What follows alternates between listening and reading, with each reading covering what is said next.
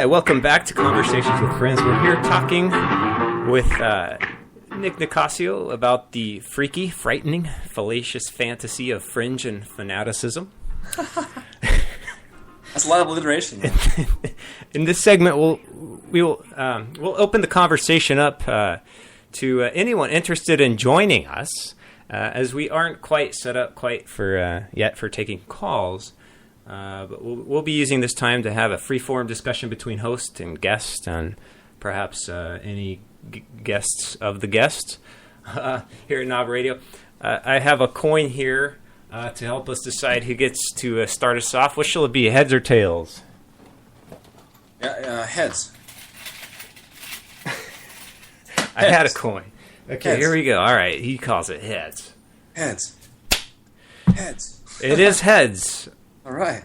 But when I flip it over, it's also heads. Looks like this is a two-headed coin. You know what? It's a quarter from the state of Montana. It's got a bull head on one side and Washington's head on the other. So is that the same coin they use in Rosencrantz and Guildenstern Are Dead?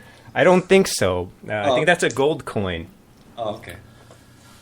It always turned up heads as well, didn't it? If you need a two-headed coin, just get a quarter from the state of Montana. Okay. So, go ahead. You won the coin toss. What does that mean? It means you can talk about anything you like regarding our topic tonight, or share anything else, I guess. Well, I like to ask you. Or you can always forfeit, and then I'll have to go. I'd like to ask you. I'd like to shoot it right back at you in terms of some of the questions you asked me. How would you determine? I mean, you're also an instructor. You're also someone whose perspective on appropriateness and on consciousness is held second to none in my life. How do you deem when it's appropriate to? I think on someone's belief system. Is it appropriate, and when do you know it to be? My teaching experience is as a math teacher. I do not have nearly the encounter, I think, as you do, the challenge from my students based on this. However, I have had students come up to me and talk about their beliefs, and I listen. But I don't feel that it's my position, at least as a math teacher, to take responsibility for changing what they believe in at that time. Usually, if they're approaching me to talk about these things, it's because they feel deeply about them already. And I personally don't have an agenda, and I believe, and this is one of my personal beliefs that I carry. Yeah, I believe that in time they will find, they'll come across things that will get them thinking indirectly, sort of obtusely, and we don't necessarily have to confront these issues in a direct manner. In fact, if we speak about in an indirect way, perhaps that would be sort of more, I don't want to say more effective, because that certainly makes it sound like I have an agenda, and hey, this is the topic of the radio show, so it's about as direct as it could be, isn't it? But when it comes down to actual interface, I really have to be very careful on that front. Okay, so if we could just then move it out of the context of being an instructor, whether it be math or any other subject. You said something interesting, which is that you mentioned responsibility to others. So then,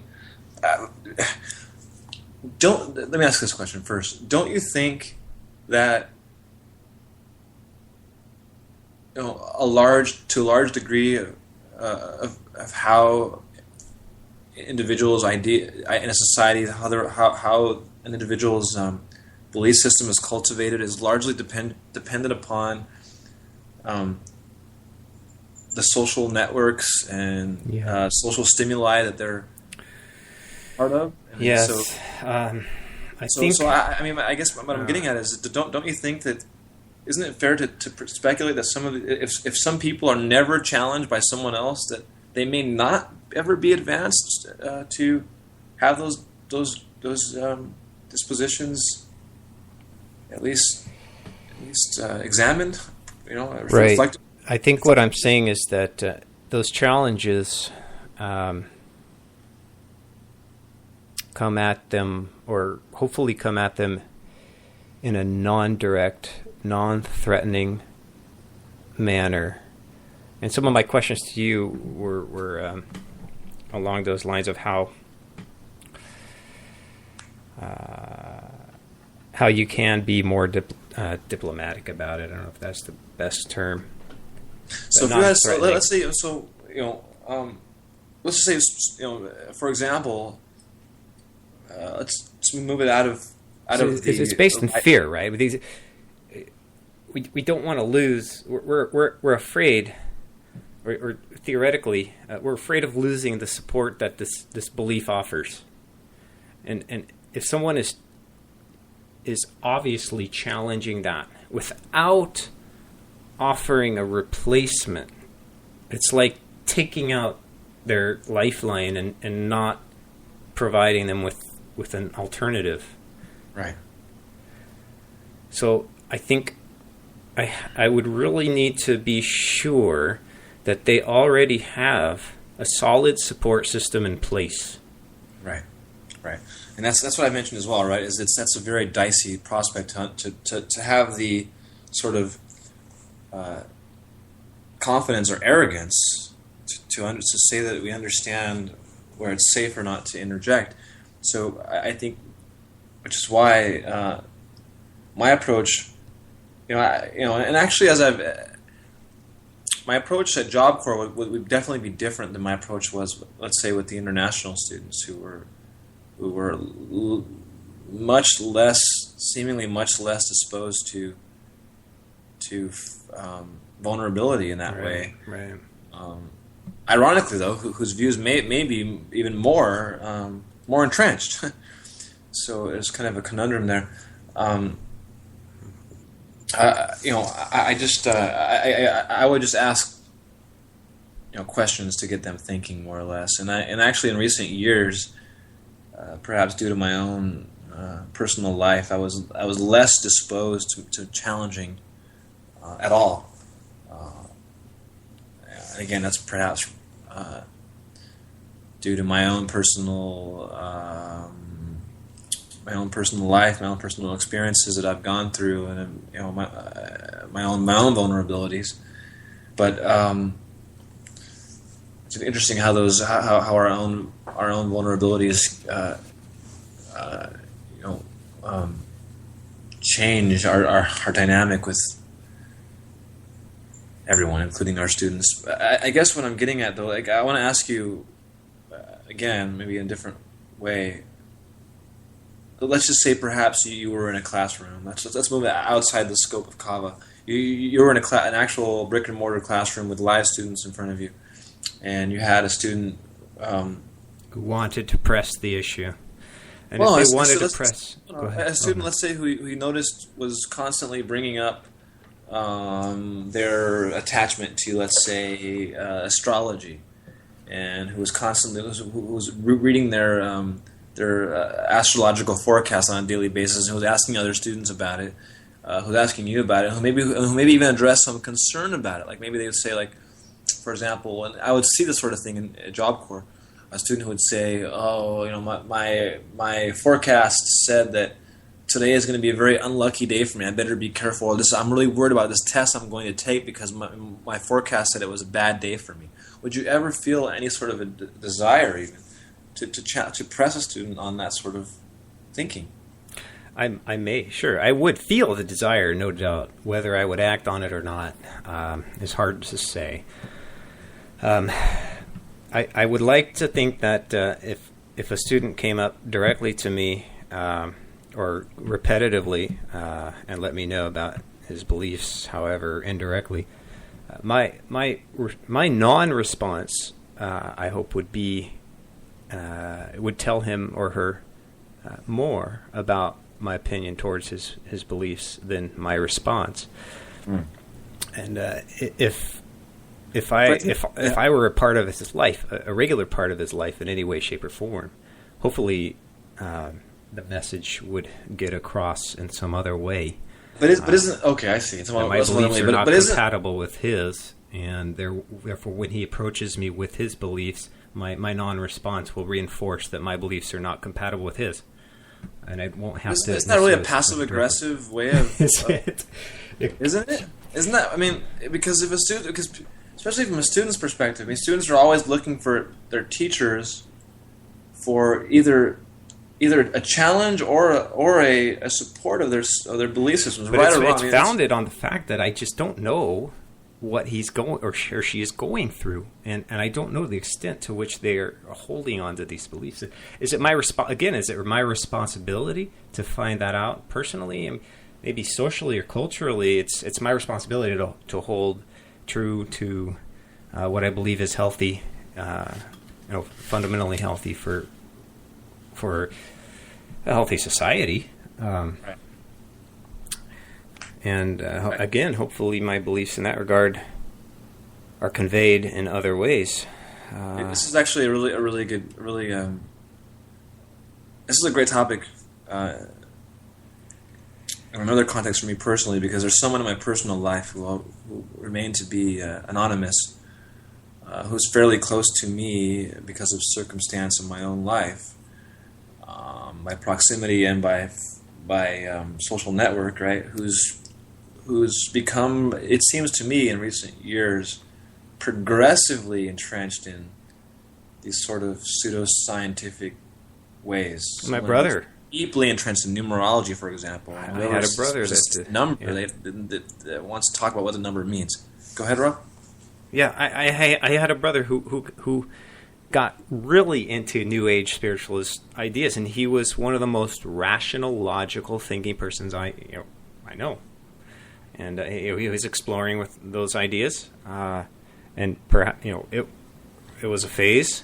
Apparently, I don't know if he's built some of what he's learned into. I'm sure he has built some of what he's learned from his experiments. In a way, it was experimenting with the unexperimentable. But it's all an emotional experience, and it's really not measurable. But yeah, UFOs, mind reading, crop circles, flying monks. Right. So I mean, I guess I bring up that personal anecdote of my own as an individual I'm speaking of, because it really, my experience with this person is it's a dynamic that's much more. It's very ironic because I'm much closer to this person in some ways, but again by circumstance of my life, and because I've seen a sort of direct proportion in terms of, a direct correlation rather in terms of this person's increasing vulnerability and increasing emotional instability in life with an increasing disposition towards the pseudoscientific, particularly numerology. What's that? That would be difficult for me to witness. Yeah, it's very difficult, and so, but I this is someone who I don't challenge at all because of my fear to hurt this person's safety net, however he or she perceives that safety net to be. And just last night, a person asked me a question about myself that was directly related to this person's view in numerology, and interestingly, I just didn't answer it. I had a passive aggressive, as it were. Just Maybe like there's yours, some. Rob. I just typically denied it altogether and just did refuse to talk about it. Sometimes Which I found interesting to me because I felt kind of bad about it. At some level, I'm getting as I felt because it really my response, which is interesting because it's just like the response that you gave, right, as what you would do potentially hypothetically, is not a response I've conventionally. You know me, I like to talk things out and I like to express my views. I like to challenge views because somehow I have this sense that I know what I'm talking about.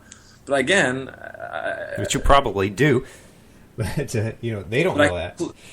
I completely no. I don't know anymore. Right? Well, it's just interesting that I completely just evaded the entire discussion. Yeah, I suppose there is a subjective validity to these belief systems. They are reinforcing and validating personal truths. The only problem is they're not. That's right. So it's such a double-edged sword, right? Because from my perspective and my sense of resourcefulness, however that accurate that is, and how I see, right? I have the sense that this person's attachment, or any individual's attachment to such entrenched, as it were, pseudoscientific beliefs is a danger to them. But at the same time, my potential intervention to try to raise consciousness is also a potential danger to them. And this is the conundrum. Well, I don't think we're going to solve this in the time span of our one radio show, but oh shucks! I did a Google search for astral planes. And if you do a Google search for astral planes, one of the first few links will come up. It'll say, conspiracy from the astral planes lie. I thought that was funny. Conspiracy from the astral planes lie. It's a bit of a play on subjective truths and objective reality there. Can you expand on that for those of us who are stupid? So, if someone, in order to determine whether a claim is a lie or not, requires some sort of objective frame of reference.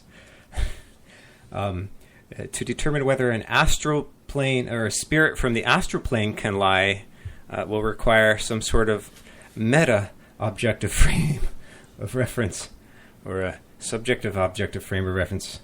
Anyhow, I don't think I explained it too well. I was like, Richard Feynman likes to say, well, if there's a supernatural phenomenon that allows for people to be healed if they're in the presence of this magical figure, then why don't they study it? Why don't they figure out how far do you have to be in order to get to the healing benefits from this thing? If you're in the fourth row from the front, is that better than being in the 10th row? And if you're 20 rows back, do you get any healing benefit at all? So anyhow, so that's good. That wraps up our freestyle conversation segment of Conversations with Friends. We'll be right back. Give us. Ooh, I didn't prepare this properly. I was talking too much. Okay, so another short station break. Stay with us. And also another storage station break, too. Yeah! Oh, Rob, fucking awesome. I dig that music. Do you know what that's from? No idea. I like it. That's Bewitched. Oh, really? That's great. Oh, Rob, you're awesome. That's right. I need to get better with this. All right. Okay, we're going to wrap up the show, so let's get started here again, and we'll pretend we're editing this. Welcome back to Conversations with Friends. This program is a voluntary collaboration brought to you by sheer sweat, tears, and toil of friends who believe that good friendships should be honored, celebrated, and shared. Visit us online at knobradio.org for past episodes, or send us an email at knobradio@yahoo.com with your comments or questions.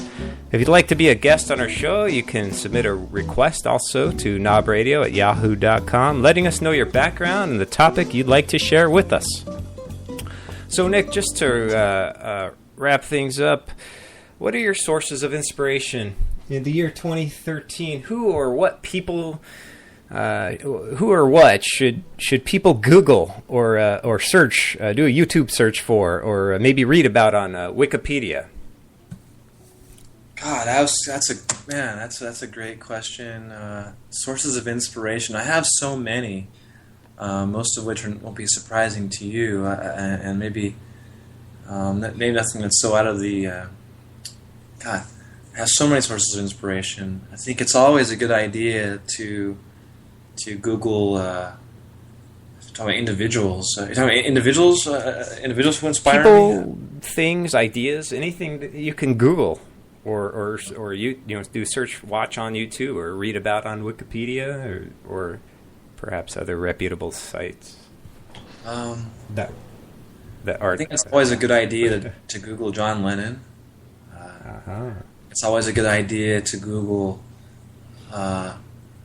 Goodness. I feel like I'm a little inspired because I have so many different. Just rattle them off. Yeah. Magic Johnson. You can always Google Magic Johnson for inspiration. I certainly find. Sure. I continually, I mentioned that because, his life has become more of an inspiration in different ways as I've grown older. So many different ventures he's been a part of, and just so much of how he's dealt with challenges in his life. I find inspiration in some of my staples. Old staples are Thoreau and Jack Kerouac, Allen Ginsberg, Bob Dylan. Those are always great to Google. Some of the romantic writers who I just was visiting with one of my mentors, and I think you would consider a mentor too, Dan Meyer, really got me interested in some of the old romantic writers I hadn't read in many years, and who I Googled just recently, including Byron and Keats and Shelley. It's always even though I'm not a musician at all, I find daily inspiration in some of my favorite musicians who inspire me to think, and inspire me to love, and who really provide some sort of a healthy reprieve from the daily excrement of life, including. Some of the ones I've been listening to recently, who always seem to propagate my mind from time to time, and from seemingly every chapter of my life. People like U2 and the Red Hot Chili Peppers, and I mentioned Bob Dylan. And did you say Me Too? No, I'm just kidding. Yeah, go ahead. Can we Google you, Rob? Yeah, you can, but nothing will come up. I think. Yeah. What are some of your sources of inspiration? Oh man, what would you Google tonight, Rob? Gosh, off the top of my head, I'd have to say Richard Feynman, theoretical physicist and inventor of quantum electrodynamics. That guy's the most rational guy with the most level head I think anyone can have. And then, of course, James Randi, the guy that's in charge of the $1 Million Challenge. The former member of the RSEP, the Resources for the Scientific Evaluation of the Paranormal. That organization actually became SciCop, Committee for the Scientific Investigation of Claims of the Paranormal. That's the James Randi, Al Seckel, Michael Shermer. Those you turned me on to those guys again recently, so thank you for that. And I watched an hour and a half long, actually, presentation by Michael Shermer. Well, it was Michael Shermer and then two individuals who wrote biographies on Carl Sagan. And it was all about Carl Sagan and his validity as a scientist, which is quite established. He did a lot of hard science. Even though he's a popularizer of science, he's also a hard scientist.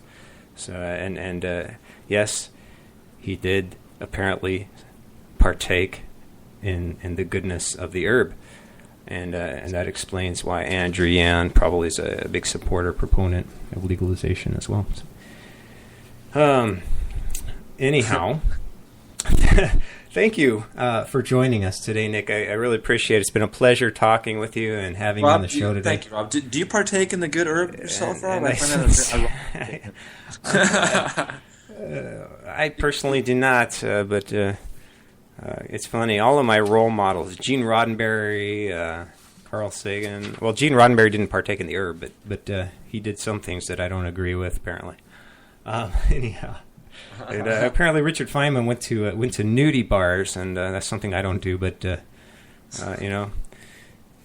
no one's perfect, I guess. It's been a pleasure having you on the show today. I sincerely hope you'll join us again in the near future for some more good conversation. And thank you, listeners, for joining us for the special Halloween edition of Conversation with Friends. Have a safe, happy, and fun Halloween, and keep your mind about you.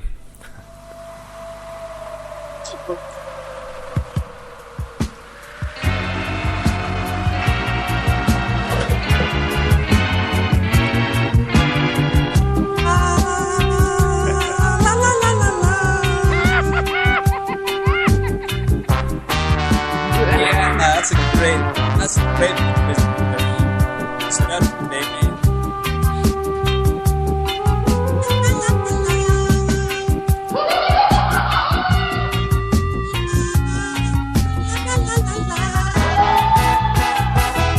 This storm is coming like a ghost. All the clubs are being closed down. This place is coming like a ghost. Yes, that's it, Rastafari. Won't play no more. Too much fighting on the dance floor.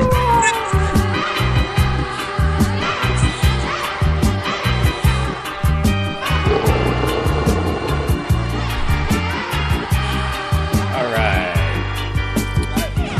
Awesome. You just made my weekend, Rob. Damn, dude. I sort of knew that. You know I love the specials too, huh? You choose that for me, Rob? Okay.